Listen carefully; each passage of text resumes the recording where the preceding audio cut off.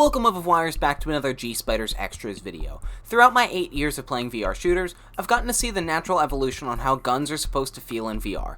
It's a difficult task, forcing developers to translate two shaky hand coordinates into feeling like the user is controlling a heavy, solid object with 3 points of contact and recoil that can be controlled.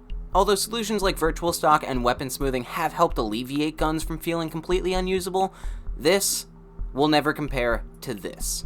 VR Gunstocks have been around for a while. Not only do they drastically increase your immersion in a game, but they're very helpful for those time-sensitive, long-range shots. Gunstocks do come with their own slew of issues, the main ones being that you need to adapt it based on the size of your weapon, and that you're completely blind while operating them. So before jumping directly into a $150 investment, I got one of these. For Christmas. It was a gift. Thanks, Danny.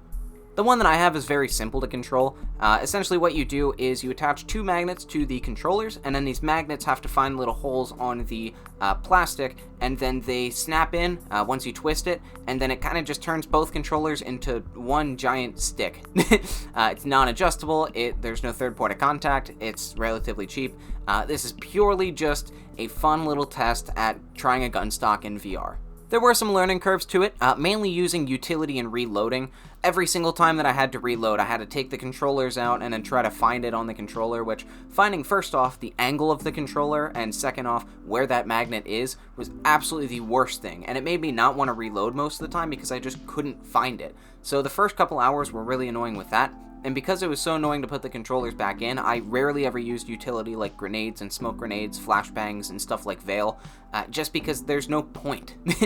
And since this is non-adjustable as well, I did have to try to find which weapons worked and which ones didn't in certain games. So stuff like the shotgun, if it's a pump-action shotgun, I just can't use it because it's pump-action, my thing doesn't move. Or if there's big snipers or whatnot, things with very long barrels, most of the time the controllers wouldn't even reach the long barrel, it would just grab the magazine and try to drop it onto the floor. And then since I wasn't using just two hands shaking around in the air, I did have to build muscle memory to this thing for aiming down sights because it's completely different. Every game controls differently with their virtual stock, motion smoothing, angle of the gun, and whatnot. It was very difficult trying to build up this muscle memory of aiming down sights for long-range shots again, but once I got used to everything, I found out where the magnets were, I spent a couple hours with it. This was one of the best pieces for immersion that I've ever used in VR. First off, the coolness factor. The fact that you now have a solid object that you can hold onto just makes the VR experience so much more fun, because the guns feel real.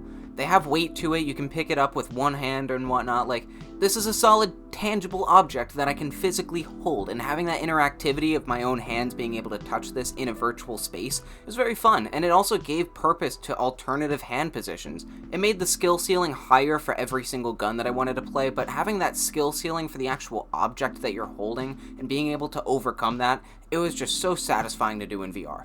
But at least with mine, it's not a proper gun stock. So I did have a couple issues with it. First off, the durability. I don't know how long this thing is going to last. I've only been using it for a couple weeks at this point, and I just kind of wanted to talk about it. But it does start to wear down a little bit. The clicks don't feel as clicky and whatnot. I 100% would not recommend getting this, unless you just want to try it out like I am. It's much easier to spend 20 bucks on something like this and then put the $150 investment into something like Wheeled VR, which, by the way, if you guys want to send me stuff, I'm just saying, I would totally do a video on it. But that is one thing to note, that this thing will probably not last forever because it's plastic rubbing against plastic. Eventually something's probably going to snap. And just like I said at the beginning with the fixed position on this, I can't extend the gun out a little bit, so for stuff like snipers, I just can't use them with this, which sucks because sniping in VR sounds so cool with a gun stock, and I just can't have that opportunity because my controllers don't reach the barrel, it reaches the magazine. But the main reason I want a gun stock is to have added immersion for stuff like Ghost of Tabor, have the longer range shots, because at this point, like, there are a lot of games where you have to make long range shots and whatnot now, and having a tangible object with a third point of contact is a lot easier to control. But since there's so many world interactions with Tabor, you have to take off your backpack, you have to put items into it, you have to take out the magazines, do palm swapping, you have to change out attachments, put on armor, like there's so many things that you have to do, and it makes it really difficult because half the time you're just taking the controller out of the gun stock and then putting it back in and taking it out, putting it back in, and it's just a constant workout to the point where I only use it for games like Pavlov and Veil, stuff that you just hold a gun for the entire game, and that's all the thing is. You just hold a gun and shoot people. It means I do have to decide which utility I use, and if I have time to use it, which honestly adds a completely different sense of tension to the game. But to be honest, like, this thing is so light that sometimes I just take one controller out and just leave the other one sitting on the Gunstock. I have had it fall off a couple times. Please don't do that. You'll break your thing. But that's really the only time I use this Gunstock. Even though it's magnetic and I have built muscle memory for it, I don't really see a point in using it in stuff like Tabor or any other extraction shooter or multiplayer shooter where there's lots of interactions, just because it's so clunky. That being said, what I do want in a Gunstock, outside of just, like, the stuff that's in a normal Gunstock, like, for example, the third point of contact, you know, obviously it's gonna have that, but stuff that I would personally love in my setup. First off, a sling. I would absolutely love some sort of sling that I could just put around my neck just so that I can dangle around if I ever don't want to use it. Because there's been multiple times where I'll play, like, a pistol round or whatnot in Veil, and I just don't want to hold on to it. There's no point. So it'd just be nice to have a sling instead of just throwing it on my bed every single time. And the other thing that I wasn't expecting, but the controller vibration, it goes through the little piece of plastic at the top. So both controllers kind of like have the exact same vibration feed and whatnot. It just makes the object feel a little bit more real. So I think adding a little bit more haptic to the actual Gunstock itself, having games sync up with it, would be really cool. I know the PSVR 2 would really benefit from that with the haptic triggers if you like hooked it up to the console, but I doubt there would be literally anything that would work with that would actually connect to the PlayStation to get those haptic triggers working with a Gunstock. And the other thing that I have never seen anyone talk about, which I genuinely think is a good idea, imagine in a game like Tabor where you're constantly picking up objects and whatnot. Picking up objects, you don't need any tactile feedback. You're picking up an object, putting it in your bag, and just forgetting about it. And since the controllers are mostly on the Gunstock, why don't you just leave them on the Gunstock and then use the hand tracking of the Quest 3? Like, maybe click the joystick in on the right controller or whatnot, and it switches to hand tracking on that hand, and then you could just pick up objects, and it leaves the controller on there. And then when the Quest detects that your hand's back on there, you click the joystick again, it switches back to the controller.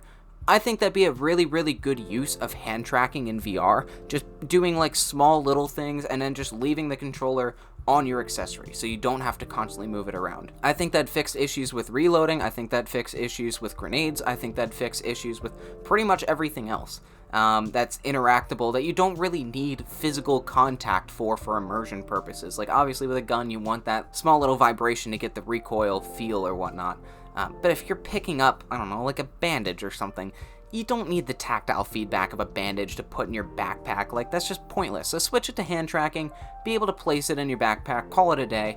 And I think the first game to do that, or the first headset that can actually implement that hardware, whatever it takes to get that working, I think if someone does that, people will see that as a really, really good use of hand tracking, and I feel like Gunstocks would be a little bit more appealing, because, you know, you don't have to constantly take the controller off and put it back on. You could just leave it mounted. But anyway, I just wanted to talk about this and share my perspective on it, because I've been trying this Gunstock out for a little bit, and it is so much fun in Veil. I absolutely love it. And if you're wondering why the microphone sounds a little bit better this time, it's because I'm prepping for a main channel video, so this is probably the last time in a while that you'll be hearing this higher quality audio or whatnot, because I actually prepped the mic this time. I just wanted a little bit of a warm-up before actually doing that. But anywho, I'm going to stop rambling. If you guys have any questions about VR Gunstocks or want to see me actually do a video on the wheeled VR or some other Gunstock, do let me know, because I am very interested in this and I just kind of wanted to talk about it, get it off my chest, have a microphone to talk to about it. Have a good night if you are doom scrolling in bed and finishing this video. Have a good rest of your day if you just started the morning or are in the middle of work. Tell someone you love them, you know? Why not? It costs nothing and it can make someone's day. I hope my ramble did something to brighten up your day. But yeah, no, I'm actually going to head off now, so hope you have a good one. Bye-bye.